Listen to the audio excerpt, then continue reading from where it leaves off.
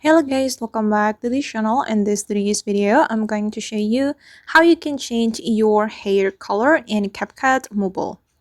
Okay, let's get into it. Here I have created a project in my CapCut application and I'm going to change the hair color of this girl.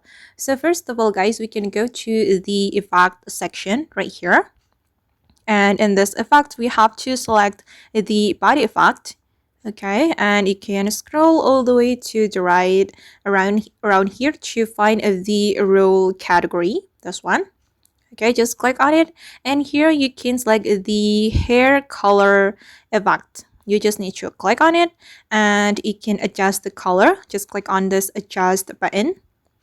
Okay, then you can change the color right here by going right or going left.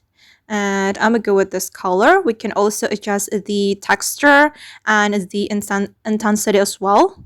And after we're done adjusting the hair color effect, we can click on this check mark and we can make this effect align with our video like this.